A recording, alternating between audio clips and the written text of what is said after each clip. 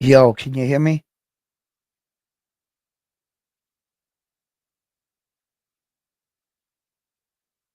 Let me see.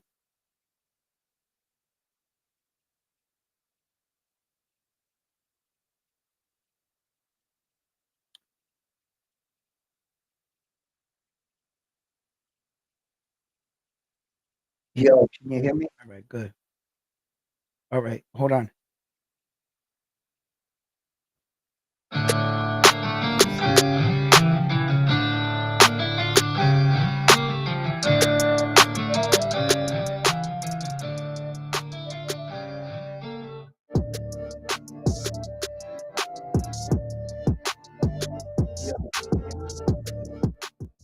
you hear me? All right, hold on.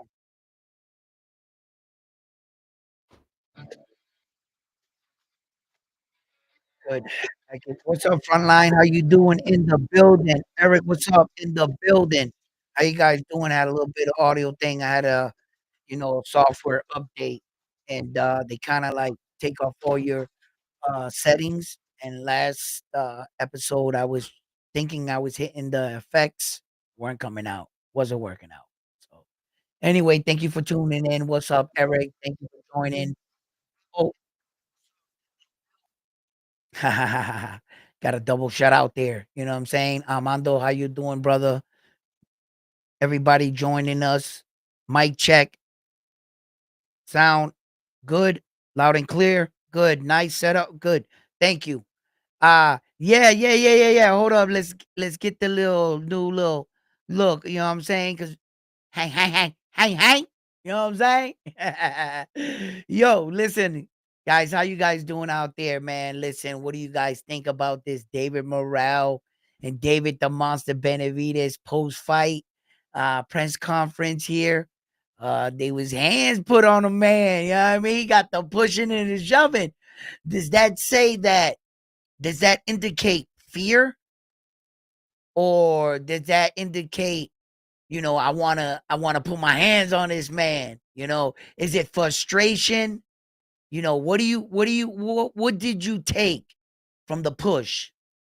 Selling am I selling the fight here?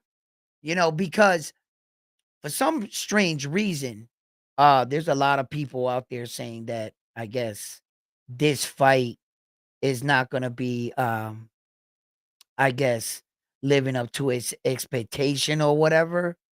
Like, this is not a big fight. Like, there's some people, crazy fans out there trying to dull the fight down. And I'm looking back on the outside in. I'm like, what are you guys doing? Like, um, this is probably one of the biggest non-title fights we're having.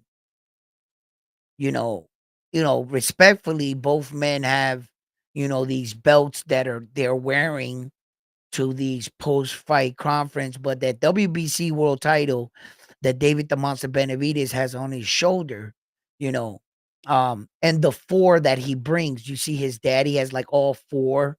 I mean, those are like belts he won throughout his career, but that doesn't signify that those are the belts here in this division and that he's the champion in this division. Because as we all know, Arthur Benavidez and Demetrius Bivol just fought for not 4, but 5 belts because the IBO was there in attendance on that night. I know they're not a real world championship, but they were there. Okay. So we know who the real champions are. There's no mistake here. But this is a world title fight. This is the kind of fight that should be for world titles. And we're getting it now. These are the things, the exact things we talk about these men and women not taking the opportunity, not daring to be great. Whoever wins this fight is going to go in this direction. Whoever loses, we'll see what happens with their career. It's not necessarily that they fade away into obscurity, you know, uh, but these are the kind of fights that these men put themselves. Yo, at the post fight, David Morrell was popping off at the gums, bro. He was letting it go. He was like, yo, my ass, inglés no muy bueno, right? So he said, I'm not going to sit here, right? Just because I don't think y'all might not understand me, whether you do, whether you don't, right? He said, but I'm going to shoot my shot. Yo, he had no hair on his tongue. Yo, he let him have it, right? And yo, and then when it really started to get good, right? That I'm sitting there saying, "Oh, David Morrell got a lot to say," right? He's like, he became the more vocal out of the two for a minute there. Then all of a sudden, somebody said something about steroid testing, and David the Monster Benavidez damn near flew out of his seat. Phew. He was like, "Thank you for reminding me. Listen, I called and I said that if there ain't no testing, there ain't no fight. You, hey yo, and he didn't have too much to say. He just kept saying the I'ma knock you out, blah blah blah shit. But he really didn't tear down the notion of what David the Monster Benavidez was saying. And I was like, oh shit. I had my popcorn. I was like this in the corner. I was like, oh, this is getting good, right? Right? I'm sitting there like, yeah. Hey, yo. And then David was told the other dude, I'm going to smack you. I'm going to knock you out. And he's talking to the dudes behind him. He's like, yo, I'm just sitting there like this. Yeah, baby. Yeah. How can't you get excited? You know what I'm saying? I guess what you want to do is just view a sport and find the negative in everything. What maybe this is not for you if you're that like that. But if you're excited to see two men go in there and bang it out, let's get it, right? Listen, I'm sitting there, I'm like, yeah, baby. I'm like, yeah. Yo, a lot was said. A lot was said. And like these boxing promoters, media, management, they know exactly what they're doing. They know exactly what they're doing when they put these two guys that are they're like two pit bulls wanting to get at each other, right? And they say, oh, yeah, stand a face offs, stand face to face. They just put them in the situation and let the fighters be themselves.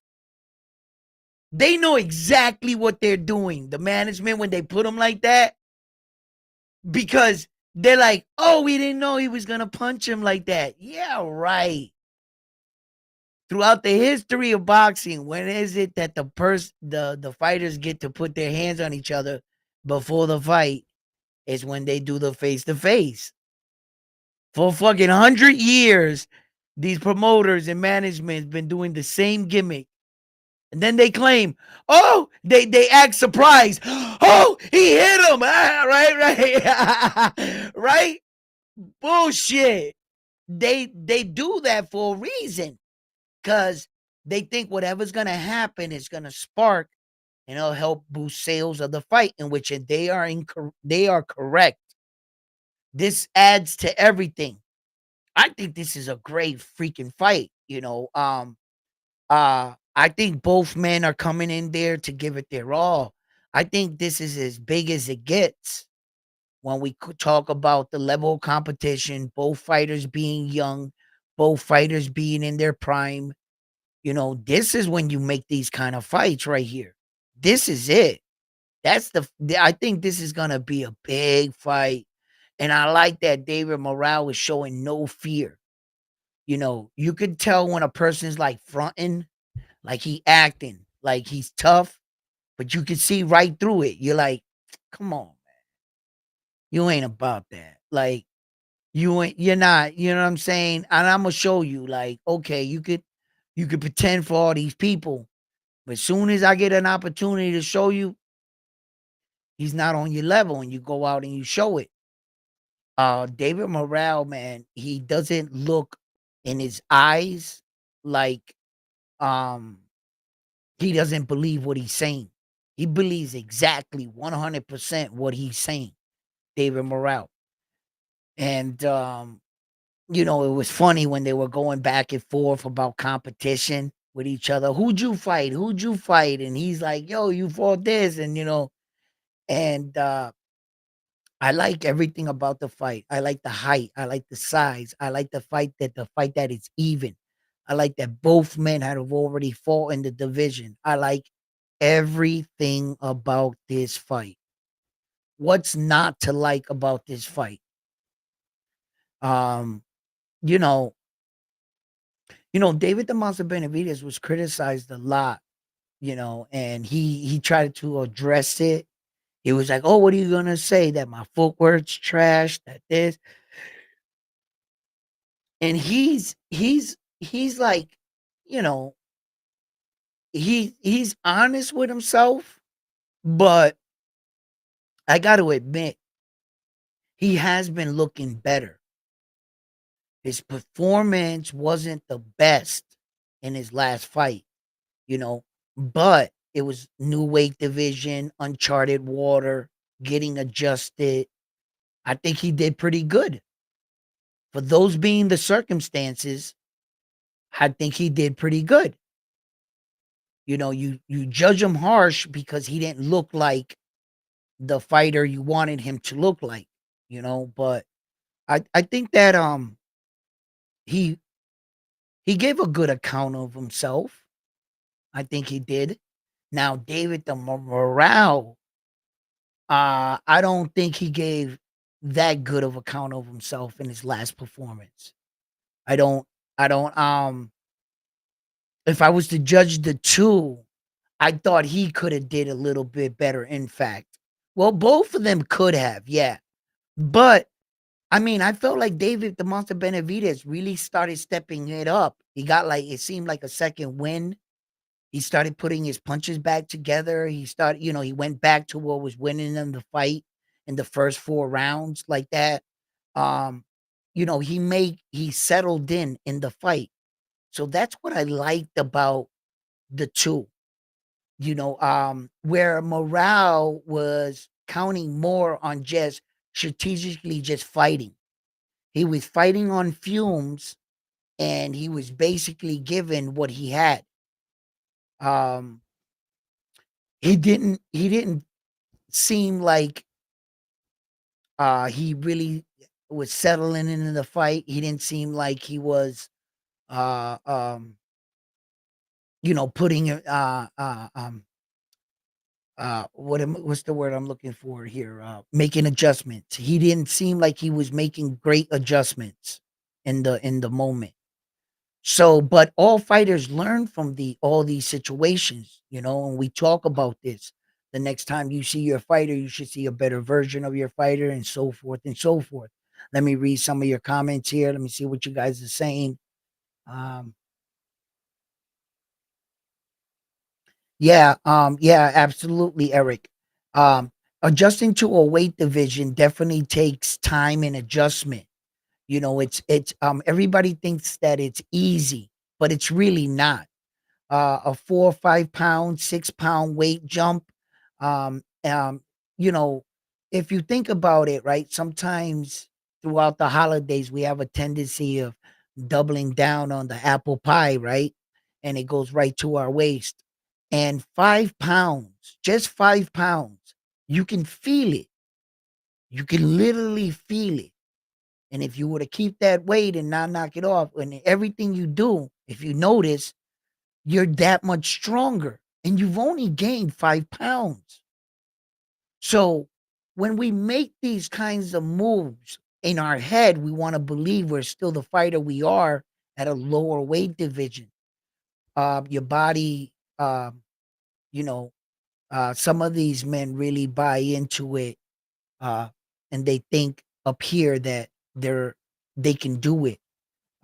Unfortunately, the human body will alert you that it's much harder than it looks. And unfortunately, some of these fighters learn that lesson a little too late because they're in the fight and their body's not responding. Um, Jamel Charlo found that out the hard way against Saul Canelo Alvarez. and he had to he had to he found out the hard way that he was in quicksand and his body wasn't responding the way he wanted to, and he didn't look like nowhere near the fighter he was at that lower weight division at 154. And Jamel Charlos definitely didn't look, the part, and it gave this misconception. But we were asking a lot from the man. We were asking Jamel Charlo to jump up three weight divisions and beat one of the greatest fighters we have today in Saul Canelo Alvarez. In fact, so uh, I just think that we're asking a lot from these men. But the fact of the matter is that both of these men have had fights in this weight division, and both of them are well acclimated to the point where that it's even in experience and not, I'm not going to say competition, but it's even in the fact that both men have done this in the weight division. So listen, fight fans, uh let me see here. Thank you for all your support. Thank you for you guys' love and you guys' time. I can't wait to see this Tyson Fury fight. Naoya Inoue, and absolutely this David Morrell and David the Monster Benavidez fight. And it's gonna kick off on the first. So before we know it, we'll have these fights on our hand, and we'll be watching boxing. So, fight fans, listen, I'm going to cut it short tonight. It's going to be a short night. I just wanted to hop on and talk about the David the Monster Benavidez and David Morrell press conference. I really think that this fight is going to be a big fight and has potential of starting off the year with a bang. It's a really good card.